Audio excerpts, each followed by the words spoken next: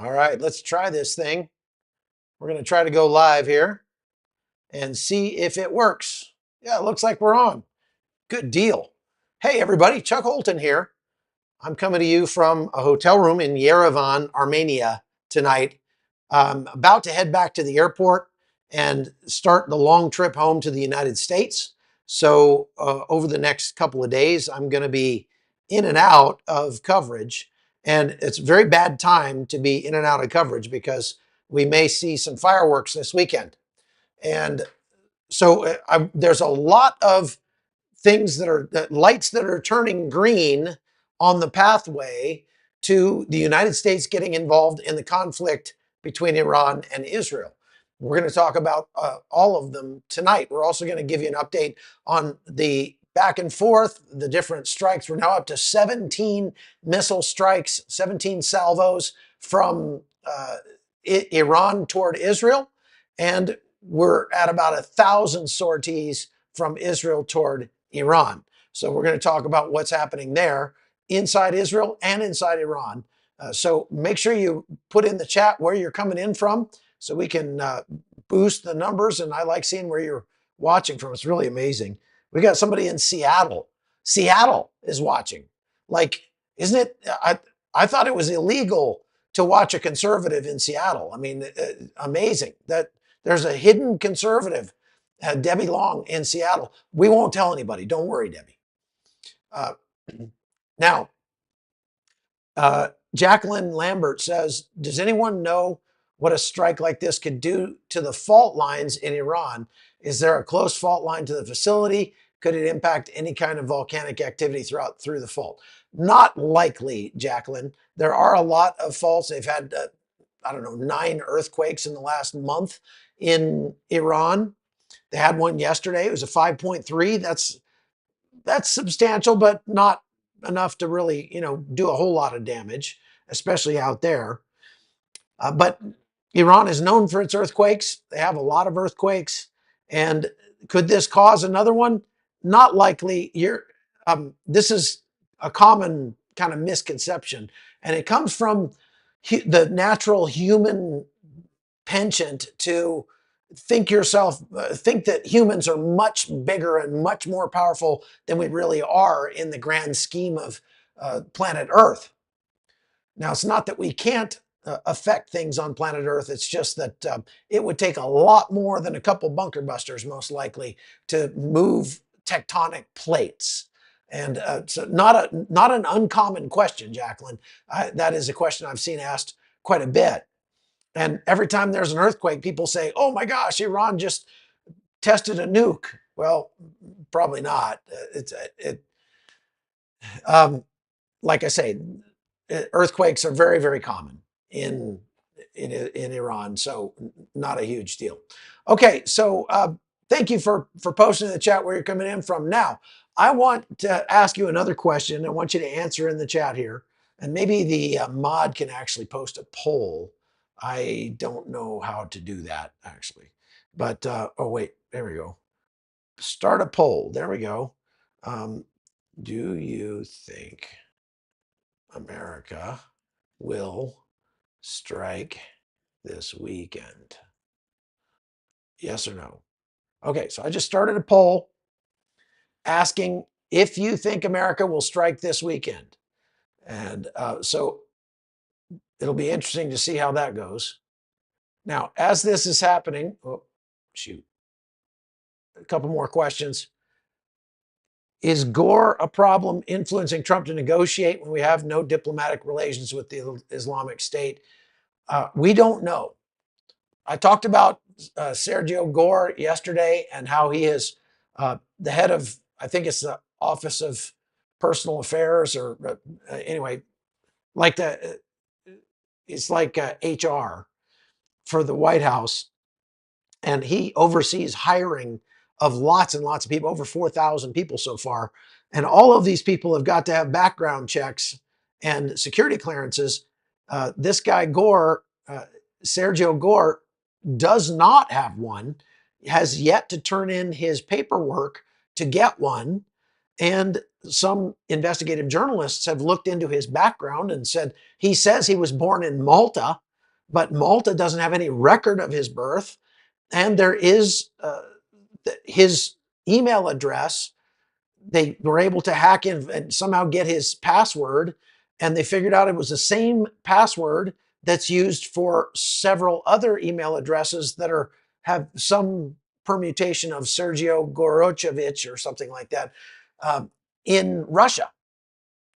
So this guy could literally be a Russian plant in the White House. We don't know that, but it is definitely something that ought to be looked into. And why doesn't this guy have a security clearance yet? That's a big red flag to me.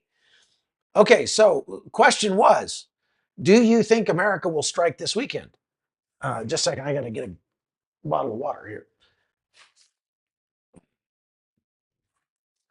Well, looks like almost half and half for this poll.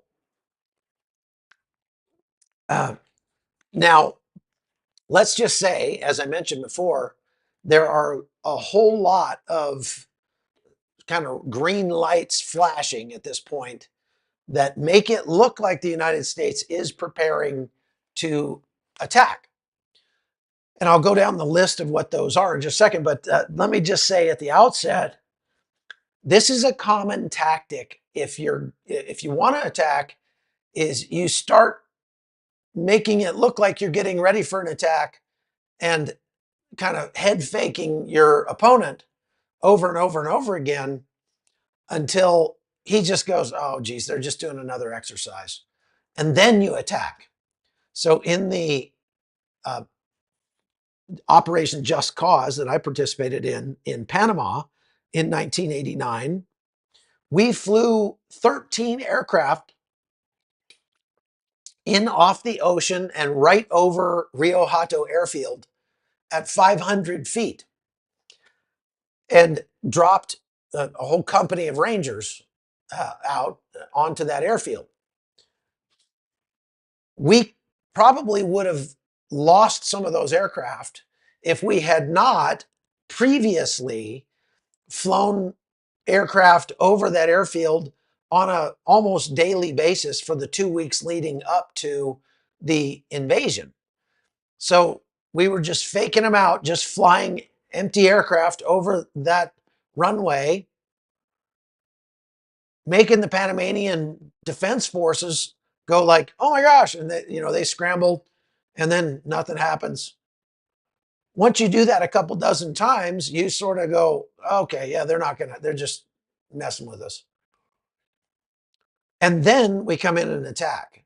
So we've seen in the last couple of days a couple of B-2 bombers take off from Whiteman Air Force Base and start flying towards Iran.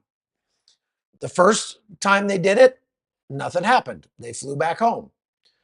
But there's two other aircraft that have taken off from Whiteman Air Force Base today, and these ones did something a little bit different.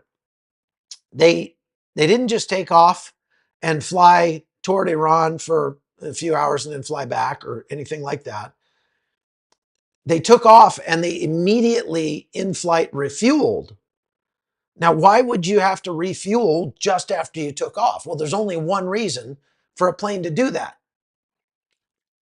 And that's because you're carrying something so heavy that you can't get off the ground if you are full of fuel. So you take off with a quarter tank, get up in the air, and then load up with fuel for the long flight, because they can go 6,000 miles on a tank of gas. And that's what these two aircraft did when they took off today. So if that plane was real heavy, we'll just leave it up to your imagination what might have actually been on that plane. Perhaps a couple of 30,000-pound bunker busters on each plane. Perhaps that definitely could be the case. And so I'm going to go over to this, my notes here. First of all, the Israeli Air Force has launched as I said, over 1,000 sorties targeting surface-to-surface missiles in deep inside Iran, hitting missile storage bunkers, definitely hunting the launchers, took out all their air defense systems. They had like 175 air defense systems in their network, and all of them are down. They've been taken out. And also, they've been striking, of course, the nuclear installations all across western and central Iran. Israel claims it has destroyed over 200 surface-to-surface missile launchers, which is roughly half of Iran's pre-conflict launcher inventory. And I've seen there are other reports that Israel thinks they've destroyed or disabled 2/3 of the launchers, or at least there are 2/3 of their launchers that are now out of action for whatever reason. Maybe they fired all the missiles that go on that particular launcher. I don't know. But without a doubt, if Iran has 200 missile launchers left, that doesn't mean that they're going to be firing 200 missiles at a time. They are definitely all spread out. There has been some indications from the IAF that they've seen IRGC soldiers running away from their launchers and abandoning them because they're getting, it's either that or they're getting killed. So a lot of the IRGC, military forces have been relocating to the far east of Iran, trying to get away from the planes that are just killing them everywhere they find them. Now, I talked yesterday about this absolutely asinine comment that was made by Colonel McGregor yesterday, where he said that 1/3 of Tel Aviv is destroyed by Iranian missiles. There's been a grand total of like 9 missiles that have struck Tel Aviv. That's a city of 4.6 million people. Each one of those missiles has the capacity to knock out one large building and damage a bunch of buildings around it. They had one missile that made a very strong hit and took out 6 buildings. What I mean is those 6 buildings, Israel has already said they're going to have to tear those down. But it damaged like 160 buildings all around those 6 buildings. And so they're going to have to do some repairs on those, okay? But keep in mind, there are hundreds of thousands of buildings in Tel Aviv. Conservatively, to destroy 1/3 of Tel Aviv, they'd have to have 10,000 missiles strike the city, something like that, conservatively. So it's just patently ridiculous that there are these commentators who are saying Israel is losing this war. There have been a grand total of a couple of dozen strikes by ballistic missiles on the state of Israel in the last week. A couple dozen, so maybe 40. 43, I think, is the actual count. So out of maybe 520 ballistic missiles that have been fired at Israel, less than 10% of them have actually struck anything of consequence. Meanwhile, the Israelis have flown 1,000 sorties. That's 1,000 aircraft taking off and going and dropping a load of bombs on Iran and coming back. In that time, Israel has lost a grand total of 0 aircraft, 1 drone, and all 1,000 sorties struck their targets. So we're not talking about 1,000 bombs, because many of these these aircraft, they carry more than one bomb. They can carry 3, 4 bombs, right? So we're talking about probably, let's say, 3 or 4,000 strikes on targets in Iran since the beginning of this conflict, and all of them have struck home. So if maybe Colonel McGregor was just mistaken and he meant to say Tehran is a third destroyed, but I doubt it, because Colonel McGregor can't bring himself to tell the truth to save his life. So, as I said, we're talking about now, in addition to the 520 or so ballistic missiles that Iran has fired at Israel, there has been over 1,000 drones fired at Israel. And today, one of them got through and struck a house up in the north. One. So it literally fired 1,000 and had one actually strike anything. As far as I know, as far as is being reported, none of the strikes have taken place on Israeli military bases, Israeli military targets, targets of military consequence inside Israel. They've all struck civilian areas. They've blown up hospitals. They've blown up schools. They've blown up laboratories that were doing research on heart disease. But they have failed so far to strike any military targets.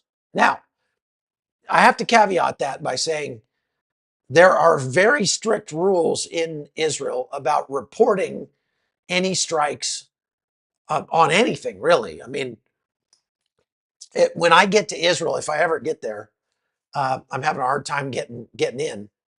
But when I get there, if I want to do a live from the scene of where a bomb went off, I have to get prior written permission from the IDF to do that as a journalist, or I'll get kicked out of the country and never get credentials again. So they are very careful about what they're allowing journalists to put out. However, it's not the journalists that are putting out the videos that you're seeing all over Telegram and Twitter and places like that. But videos like this one that of a strike on Israel, those are put up by civilians. And the civilians don't labor under the same rules as the journalists do. And so, especially in places where if there's an Arab Israeli that can see a strike, you can bet they're going to be filming it and putting it out, because they want Iran to be able to see where they're striking. Remember, there are a lot of people in Israel that don't like Israel. And so this is where a large portion of the material is coming from that shows the strikes that are taking place inside Israel. And so far, there's been no indication whatsoever that there's been a strike that damaged any military infrastructure at all.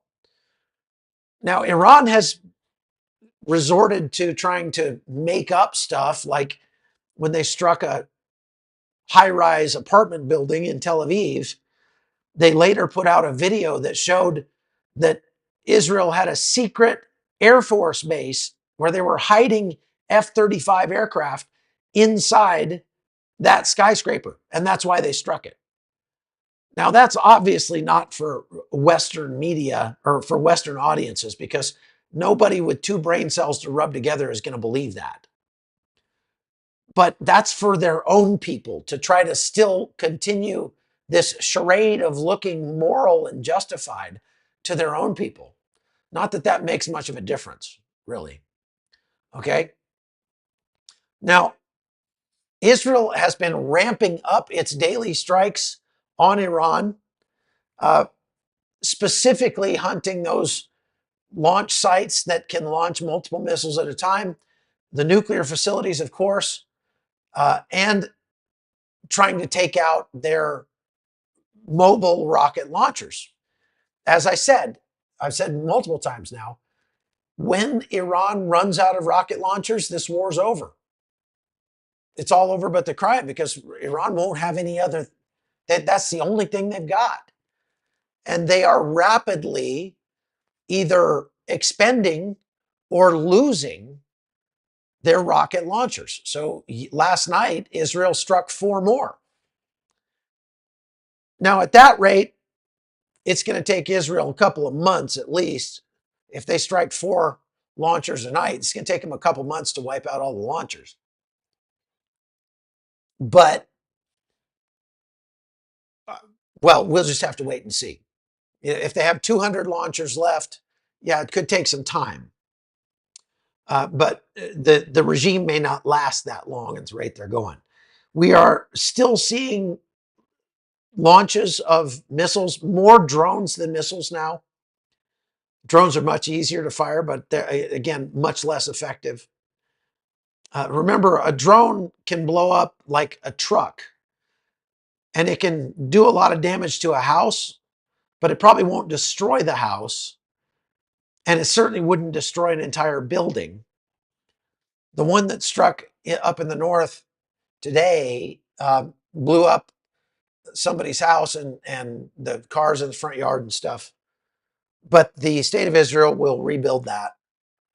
Nobody was injured, thank God. Believe me, the Israelis have gotten very good at obeying the home front command and getting to their bunkers when it's time to go to the bunker. What they do now is they give them a 10-minute warning, because they can detect the launches from Iran, and they have about 10 minutes for the missiles to get to Israel.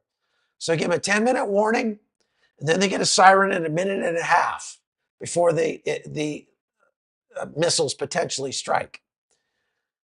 But so far in recent days, again, 10% or less of those missiles are actually getting through.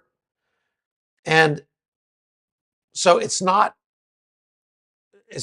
materially affecting Israel from the standpoint of damaging their ability to continue this conflict. It's just stealing their resolve.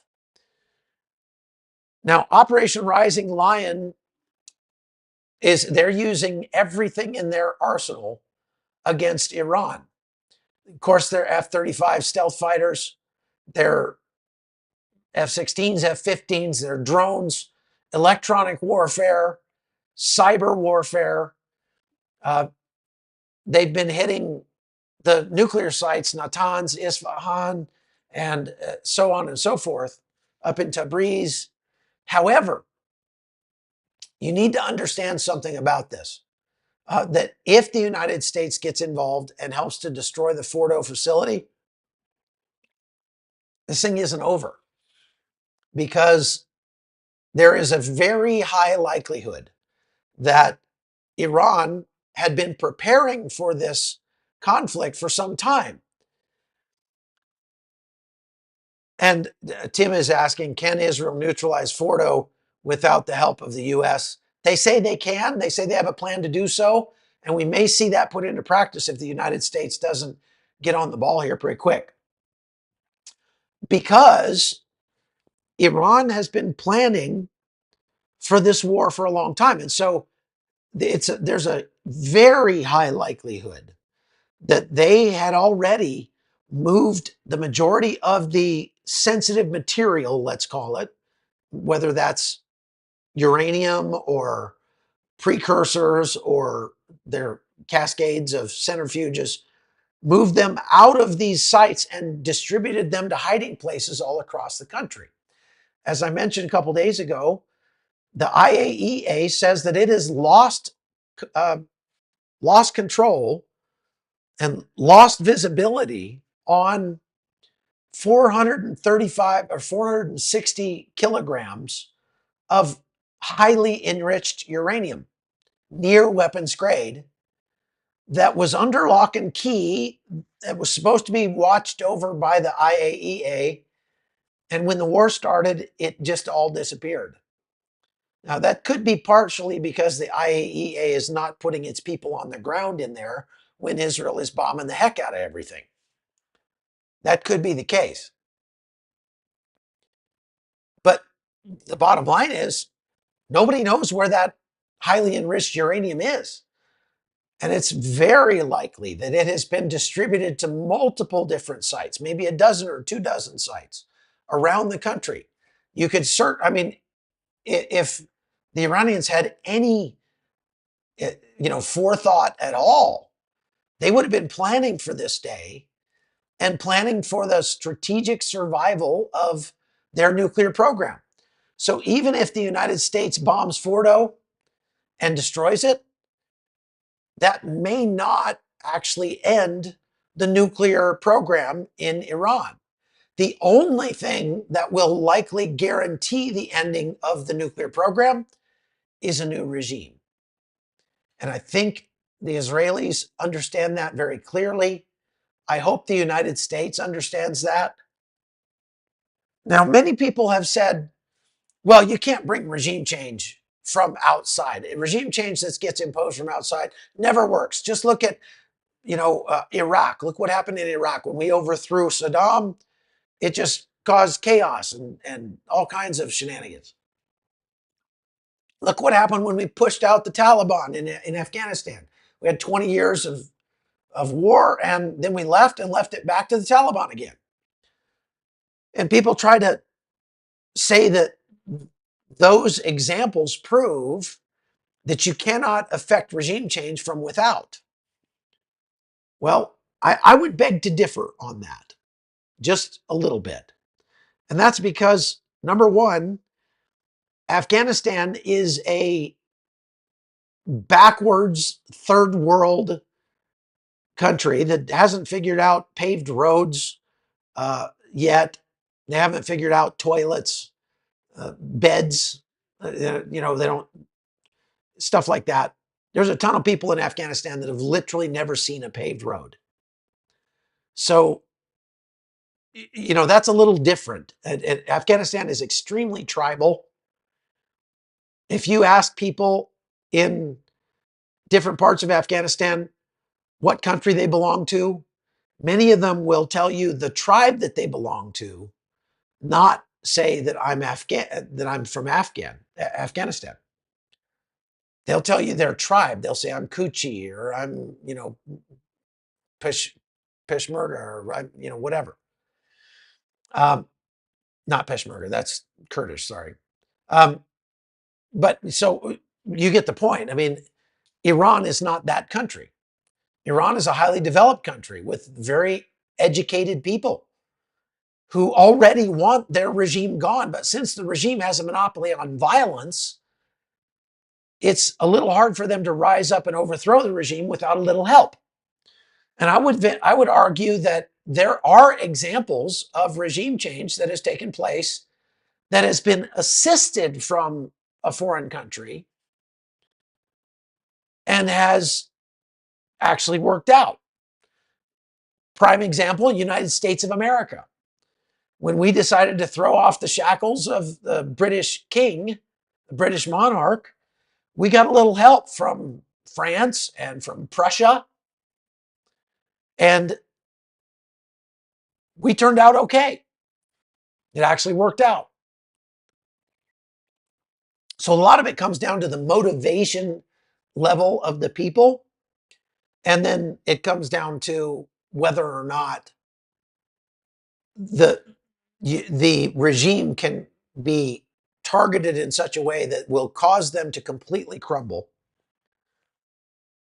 Kind of like Hezbollah in Lebanon. Hezbollah has decided to sit this one out. They said, we're not going to get involved in this war, which is interesting because the entire purpose of Hezbollah, the whole reason that Iran sent billions of dollars to Lebanon to fund Hezbollah and to get them 150,000 rockets and 75,000 soldiers, was so that Hezbollah would function as a proxy and would attack Israel to keep Iran from being attacked. They would function as the ground forces in this attack. And Hezbollah's like, yeah, I got to do my hair that day. Sorry, we're a little busy. For its part, Israel has continued to strike Hezbollah every time they so much as sneeze toward the border fence looking south. Just today, an Israeli naval ship bombarded Hezbollah positions in southern Lebanon and took out a rocket storage site, I guess. And, just there to remind Hezbollah, hey, we're still watching, still paying attention up there. Maybe you ought to just leave that stuff alone. Now, speaking of the green lights that we see that make it look like the United States may be actually gearing up to go to war sooner rather than later, maybe in less than 2 weeks. Have you noticed that President Trump likes to give 2-week deadlines? He's given at least 3 2-week deadlines to Russia. And those 2 weeks have come and gone and nothing has happened.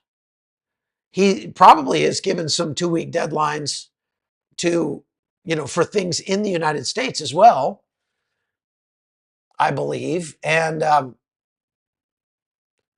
so let's hope that this 2-week deadline, he's serious. But as I said yesterday, I believe because he said up to 2 weeks,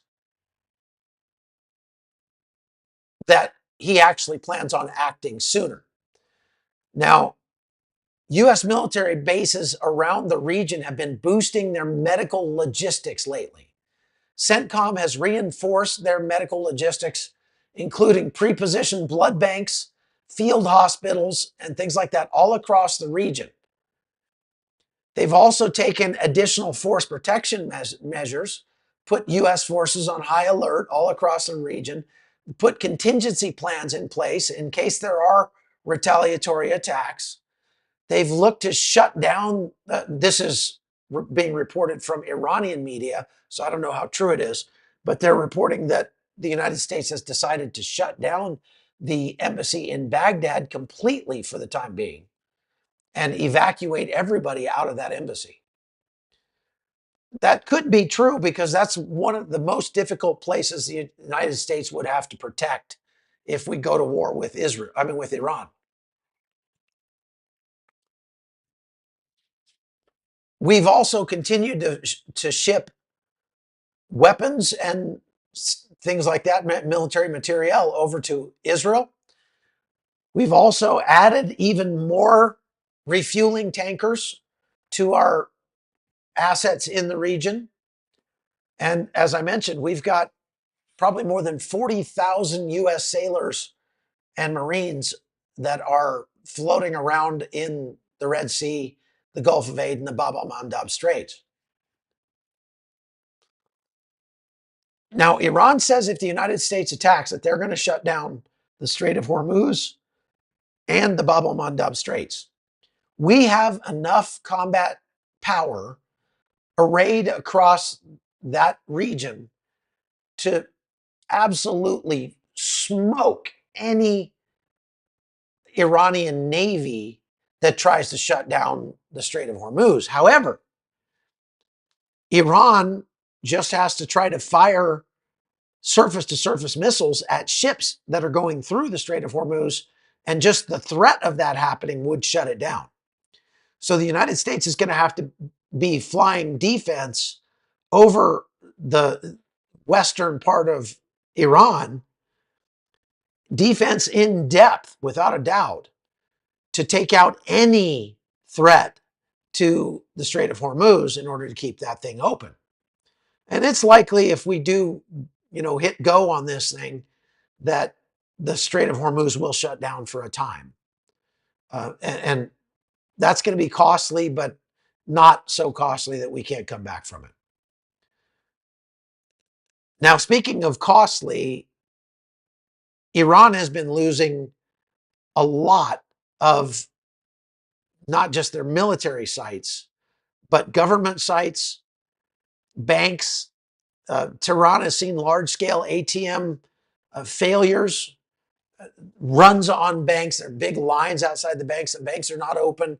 They say the mobile online bankings their websites are down. State-run banks have said there's nothing we can do. We're shut down for the time being. So banks are all closed across Iran. Do you know how expensive that must be? Just imagine all the business that's not getting done. They say that at least half, 5 million people of the population of Tehran has fled. Population of Tehran, I mean, that's incredible. That's a lot of people. Compare that to Tel Aviv, where Tel Aviv, there are more people there now than there were at the beginning of the war a week ago because Israelis are coming back to Israel to be with their country. That's a pretty big difference, folks. Iran has had their internet shut down for the most part for the last like 4 days. And they've done that because they don't want people sharing the battle damage, of where these bombs are falling. Because believe me, Israel has got people that is looking at social media, picking up all of that intel, parsing it, and using it for the next targeting sequence. No question.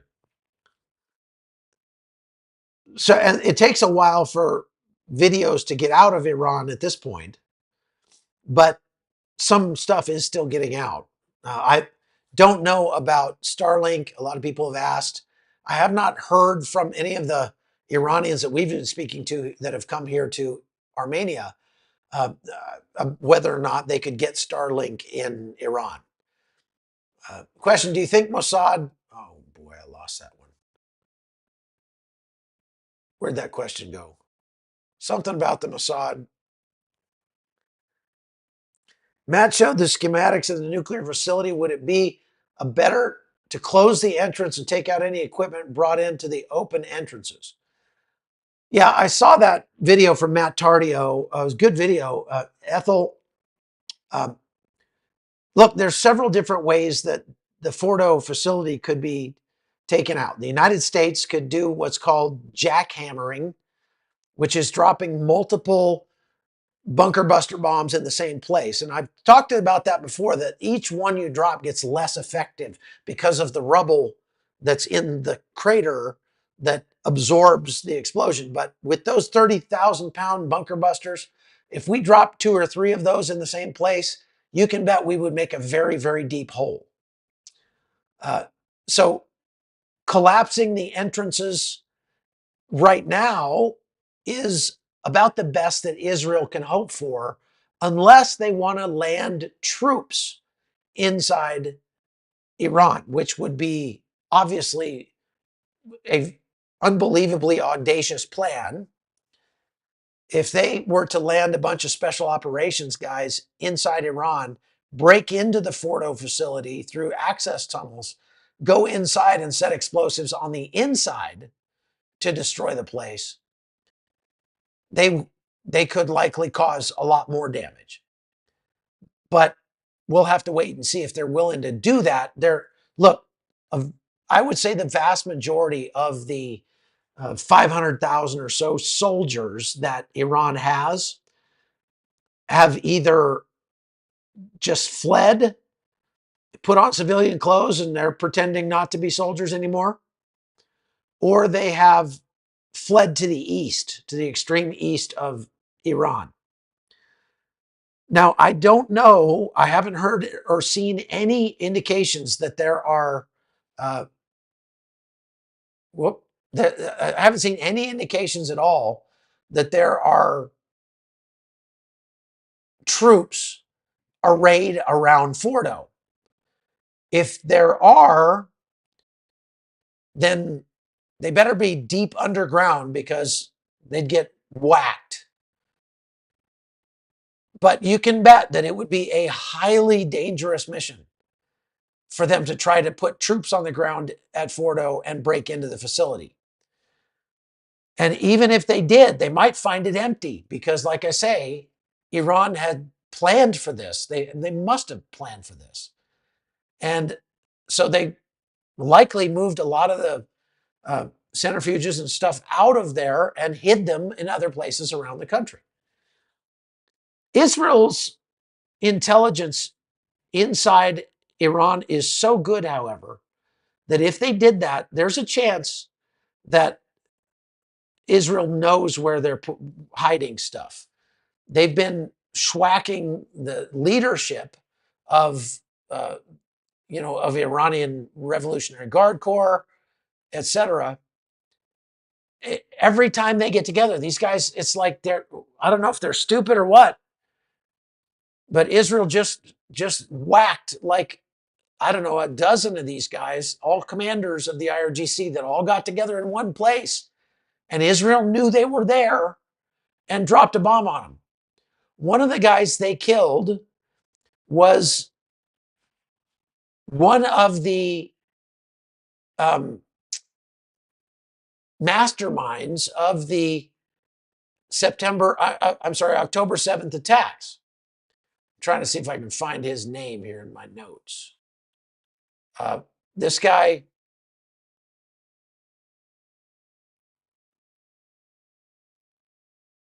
yeah, okay, I lost his name. This high-ranking IRGC official is somebody that the Israelis have been after for a long time. He's been on their radar for many years, but he was one of the masterminds of the October 7th attack. Oh, okay, hint in the comments. Saeed Izzadi? Yeah, I think that's him. And Lovely Lyric says, plus it's probably booby-trapped. Yes, it probably is. It's very likely that the Fordo facility it would be extremely dangerous to try to break into. Travis asked, do you believe we will use the B-61? Believe is the name, the variable yield nuclear bunker buster? Oh, no, I don't think we're going to use nuclear weapons. Trump's not going to do that. Very unlikely. If the B-2 bombers did take off with the bunker busters, would they have to drive straight to the nuclear facility, or would they possibly land somewhere else to deploy at a later date? They could land somewhere else, Kevin. They could be headed to Diego Garcia, or they could be headed to Al Udeid Air Base in Saudi Arabia. That's one of the closest. As a matter of fact, let me show you on the map here. Go to the map. Oh, wait, there's no map. Let me go get the map up. What happened to my map? Oh, I know what happened to it. I gotta, let's see. I gotta tell it which window to look at. There we go. This is Al Udeid Air Base. Let's go over here and we'll get rid of this. In Saudi Arabia, you notice Iran is right there. And our air base, is right there. Very close to Iran. Very short flight. And we have been really plussing up our forces at Al Udeid in the last few days. So, here's the Strait of Hormuz over here in the center. And here's Isfahan up here. There's Isfahan. And let's see, where's Combs? Okay, there's the Fordo facility right there, that red one. Definitely within range if you're a plane taking off from Saudi Arabia. Okay, so yeah, I hope you can see all that. Again, there's Fordo, the red dot. This one here is Natanz. Okay, and our air base is right down here inside Saudi Arabia. So the Saudis are on board at the very least. I got too many windows open. This is making me crazy here. I can't find what I'm looking for. So it's likely that they could land somewhere else and then take off. It's also likely we already have some of those bunker busters in theater. Okay. A lot of dirt for sure. Yeah, that's for sure. What do you think of the Crown Prince? The Crown Prince is about as American as you can get at this point because he's lived in the United States for most of his life. Lives in Alexandria, Virginia. And I like that he has said, I don't want to just be given power. We don't need another king in Iran. We need a democratically elected government. And so I would like to see the government transition to an elected government. What about the 200 Russian workers at Fordo?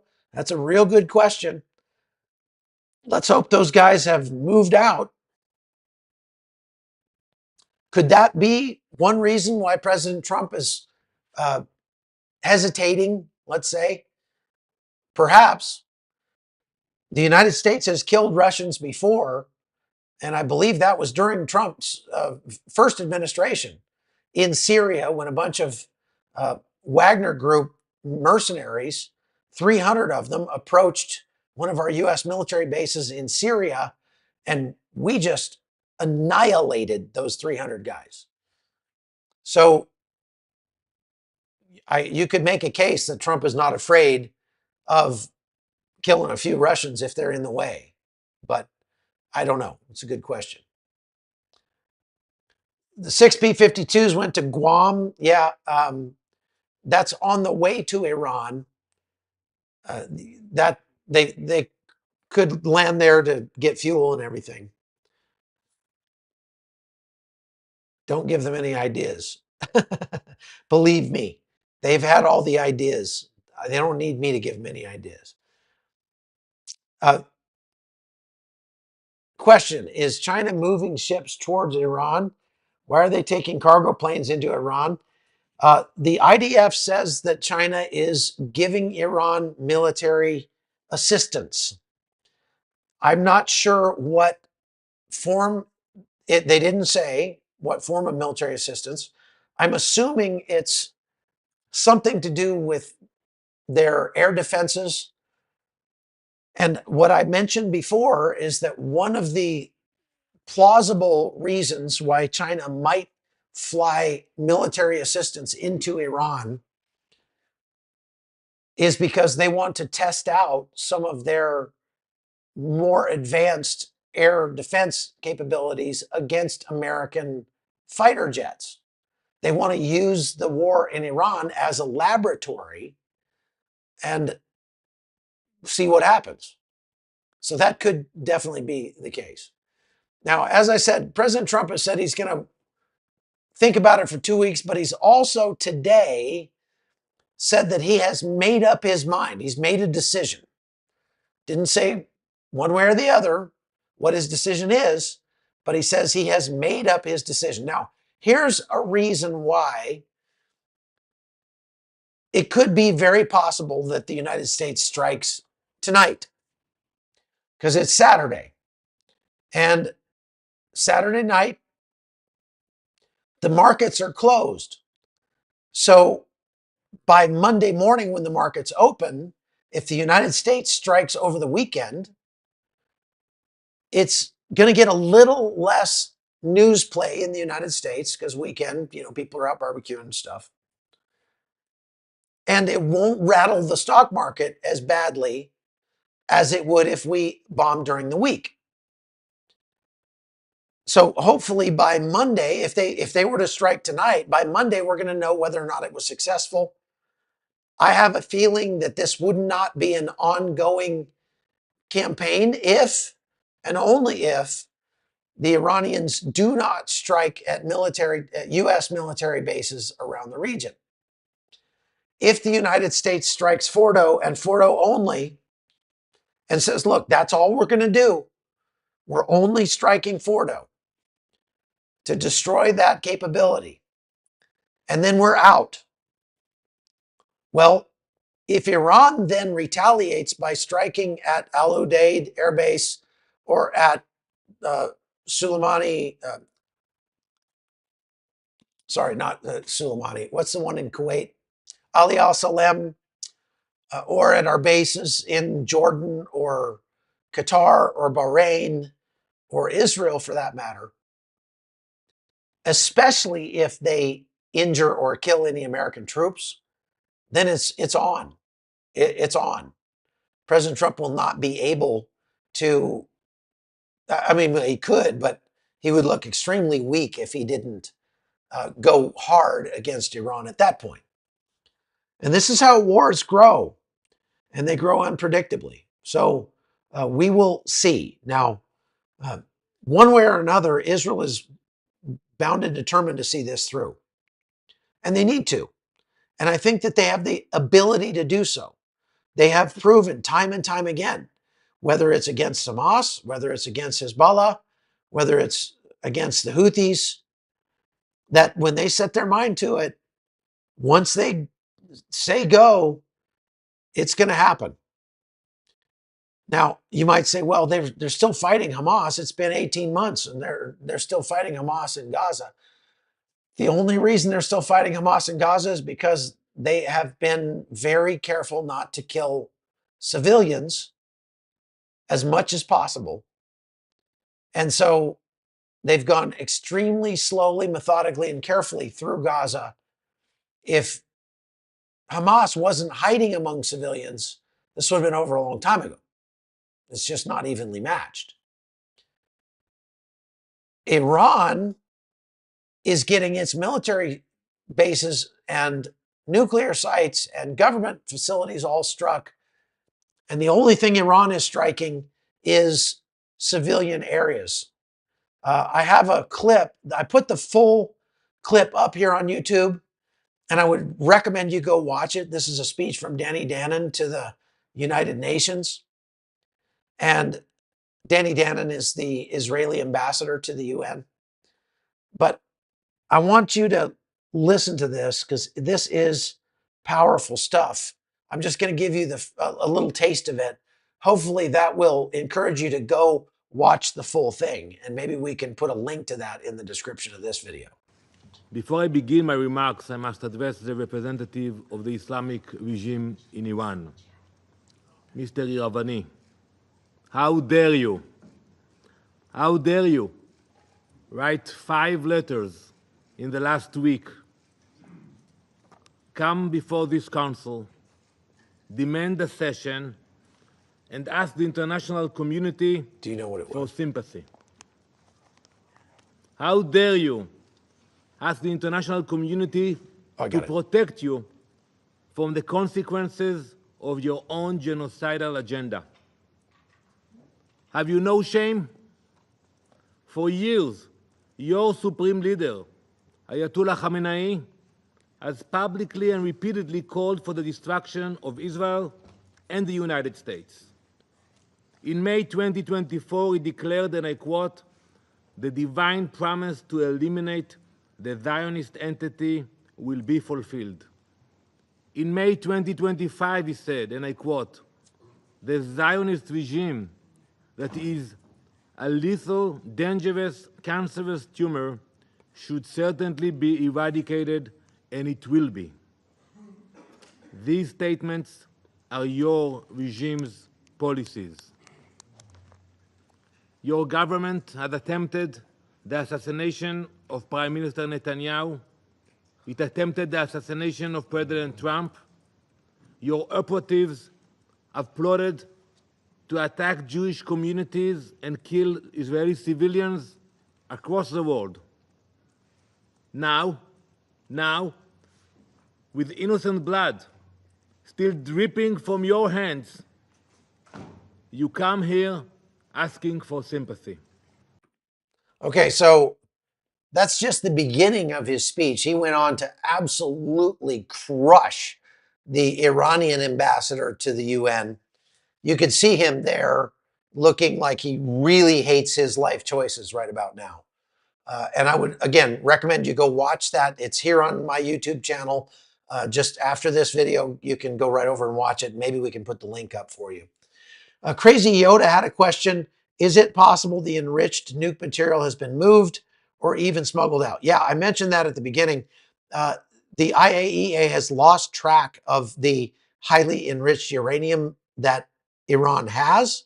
So it has been moved, most likely, and very likely it has been distributed around the country to multiple places.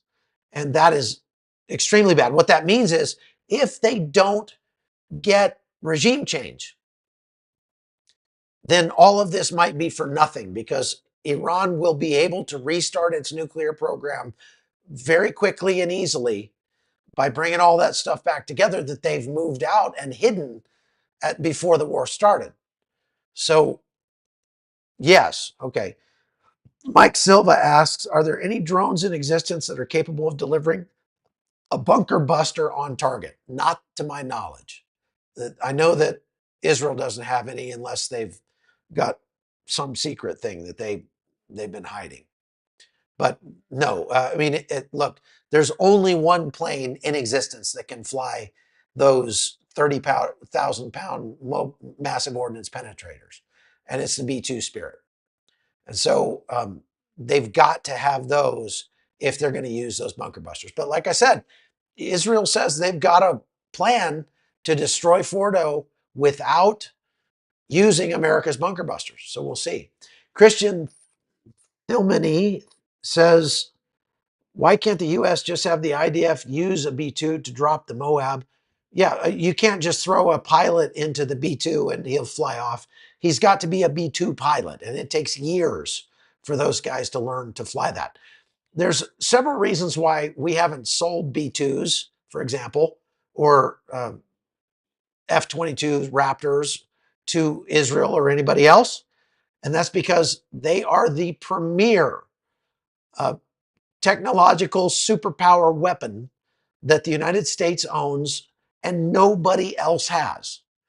And it's smart not to do that. It's smart to say, we're going to keep the very best of our equipment for ourselves and ourselves only. And we're not going to sell it to everybody on the planet, because we want to maintain our technological superiority. And we know that, relationships between countries are a fickle and funny thing.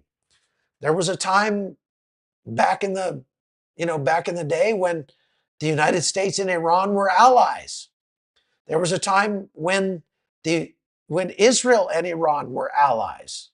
And let's hope that that comes about again. But so if we had been selling a whole bunch of, I don't know, let's say like F-4 Phantom aircraft to Iran, oh, by the way, we did that. Or Huey helicopters to Iran, oh, by the way, we did that. Then it's possible that Iran could use those things against our bases. Now, they'd get shot down. And actually, there was Preston Stewart had an interview with a IDF pilot today. And one of the things the pilot said is that they have seen Iranian aircraft, Air Force aircraft, taking off, coming up into the air as the IDF aircraft are coming overhead. And they fly the other way. They fly away from the Israeli aircraft because they know they will lose, and they're trying to save their aircraft. So there's that, okay? All right, as we wind this thing down, is there any chance at all that this is like Iraq and the weapons of mass destruction's not existing? No, there's not, because there are too many independent agencies like the IAEA and too many intel agencies like the Mossad who have very deep inroads into Iranian government, military, etc. And they know for a fact that Iran has the things that we say they have. CK Rev says, question, the equipment left behind in Afghanistan are currently being used against Israel? No, not in any major way. I believe I read something closer to the beginning of the war where they had found a few small arms like M4s and things like that in like Palestinian territories, in Judea and Samaria or in Gaza that had come from Afghanistan. And of course, there's that famous Sean Ryan interview with the CIA targeter who said that she had proof that the October 7th attacks were planned in Afghanistan. So there are some connections there, but other than that, nothing major. Daniel says refit Falcon 9 to carry them up unconventional. Yeah, that'd be a trick. That'd be a trick. All right. Is it possible Iran has black market nukes? I guess there's a non-zero chance of that, but it's not real likely that they would have that and we wouldn't know about it and they wouldn't have used it by now. Again, I've seen some, right-wing commentators that are saying stuff like, well, Israel better look out because Iran is just holding back its best stuff. It's holding back its most powerful weapons. And if you push them too far, they're going to use those weapons and then it'll all be over. Israel will have lost. They've been saying, those same people, Scott Ritter and his ilk, have been saying things like that about Russia for 3 years. Oh, they're just putting their B team on the front lines. They're holding back their best troops. Okay, they're holding back their best troops. They're holding back their best weapons. They're not actually, using their best stuff. And boy, look out! If you push them too far, they're gonna put their good troops into the fight, and then they'll really win. Russia has lost 1 million men in this conflict. 1 million men.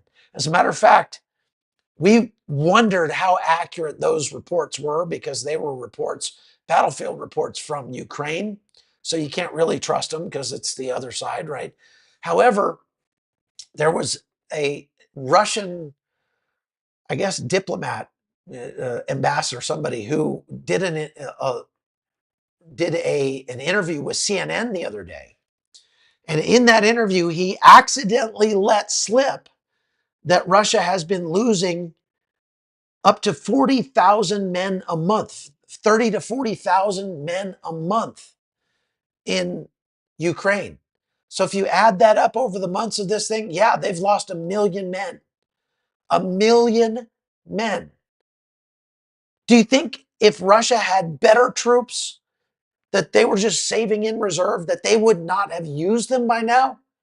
Do you think if Iran had a nuke or more powerful weapons, they wouldn't have pulled it out? Do you think Iran's going to go, no, we're just going to wait until they've destroyed everything that we have in Iran, and then we'll use our good stuff on them? No. Now, I'm not saying that they haven't held some of their best missiles in reserve in case the United States gets involved. They probably have. But they didn't have a lot of those to begin with. As we said, the hypersonic missiles that Iran possesses are literally in the dozens, not the hundreds. And they've already used probably 6 or 8 of them in this war already. All right? Chuck, fast question. Again, sorry, fast, was late. Where would B-52s fly out from to attack that nuke site? Well, they could fly out of Diego Garcia. They could fly out of Al Udeid. They could, yeah, I mean, it's not impossible for them to fly from the United States to go strike that. They could actually do that. So it doesn't, we've got the assets in theater. They can do it. Question, what if we just buy all the nukes and equipment Iran has? No war, and we could have it all quickly. Do you really think they'd sell it to us?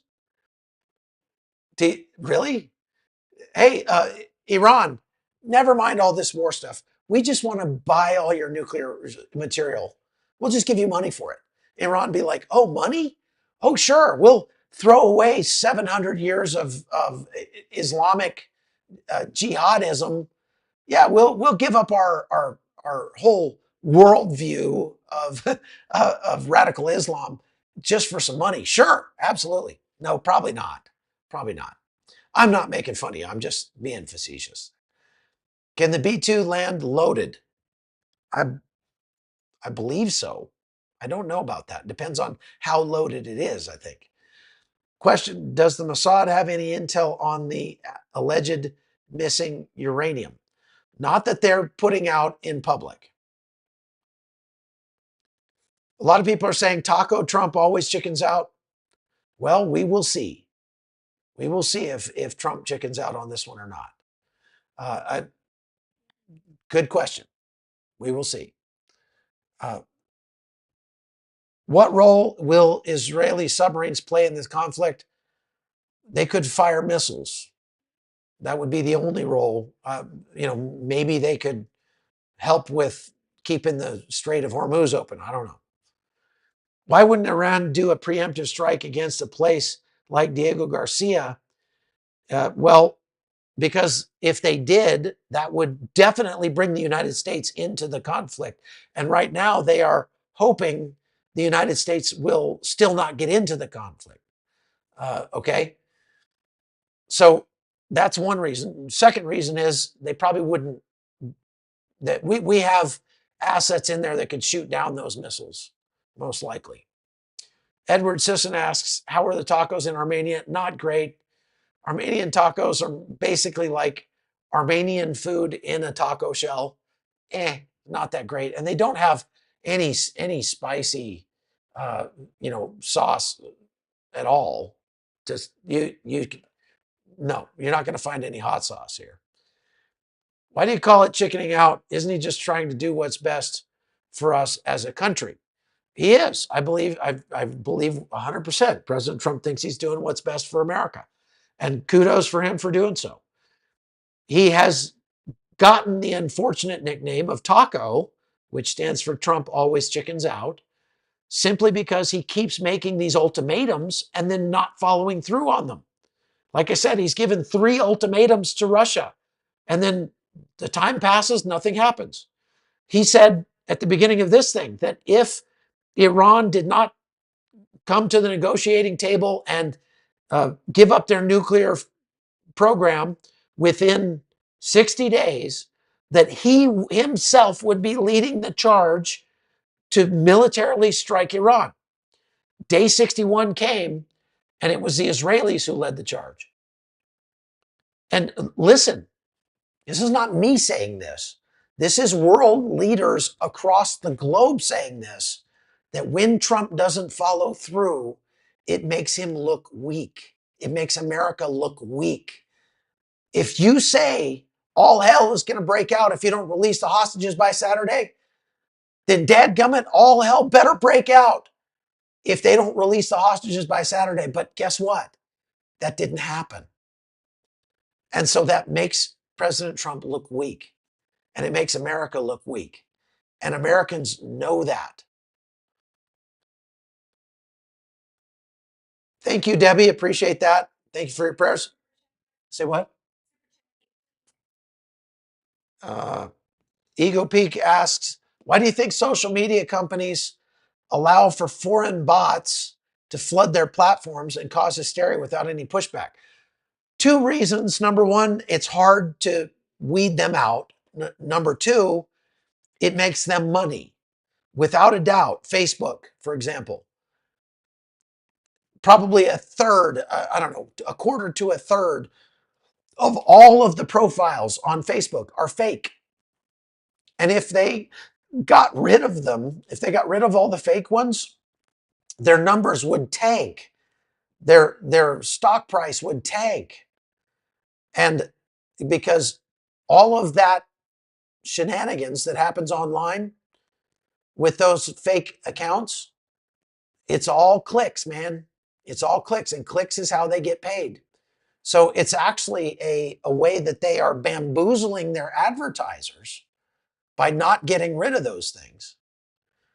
And not a good plan. Can the B-2 go stealth? Yes, the B-2 is a stealth bomber. they can still, they can turn off their transponder. If they turn off their transponder, they can't be tracked. But that's, I mean, as far as open source intelligence goes, any plane really can do that. But if they do, it looks very suspicious. It doesn't look suspicious when the B-2 does it because they expect the B-2 to do it. Okay. I'm from Iran. We're caught in the fire, and obviously we have to fight back despite our beliefs. We do not hate either the U.S. or Israel. Raheem, thank you very much for that comment. I know. Man, I've talked to a lot of Iranians here in Armenia, and that are fled here because of the regime in Iran. And listen, I believe that this is the best opportunity you're going to get to rise up and overthrow your regime. And so it's time to do that. It's time to step up and be men. Don't expect me to send my son to liberate your country. You rise up and liberate your country. You and the other men. Are there no men in Iran? If there are men in Iran and they are fed up with the Ayatollah, then those men should be rising up and doing something about it. And we will help. We'll stand behind you. Don't ask us to do it for you. All right, folks. What's the best way for the U.S. to support a regime change in Iran? Exactly what I just said. Get the Iranians to do it. Are Iranians fleeing via Armenia? Yes, hundreds of them are. If you turn off the transponder, does that make it easier to target in a way? No, not necessarily. Just imagine how many Iranians are going to return home after regime change. Yeah, there are lots of Iranians around the world who will be very happy if if they get a regime change. All right, folks, we're well over an hour, so I'm gonna go now. God bless you. Thank you all very much for watching. Please like and share the podcast, and go over to chuckholton.com. There's a lot of really good content over there, and you can support our work, keep us in the field doing what we do. I'm trying to get to Israel next week or a week after next, and it's going to be difficult. Thank you, Ms. E. Appreciate that very much. I may have to go. I just had my second flight canceled through, let's see, my second flight got canceled through Amman, Jordan. They've now canceled flights to Dubai. They were trying to put me on one of those flights this morning. Now they've canceled those. I'm going to have to literally fly to Cyprus and take a boat, which is like a 30-hour boat trip across the ocean. That's really not the way I wanted to get into Israel, but I'm going to do what I can to get in there. And your support over at chuckholton.com helps me be able to do that and helps me keep bringing you this information. I'm going to go get on the ground in Israel, and I'm going to show you what's going on. So I hope President Trump waits 2 weeks so that I can be in Israel when the United States goes hard against Iran. We'll see. Keep praying. Thank you for your prayers. Make sure you're subscribed to the podcast. God bless you. We'll see you next time. Bye-bye.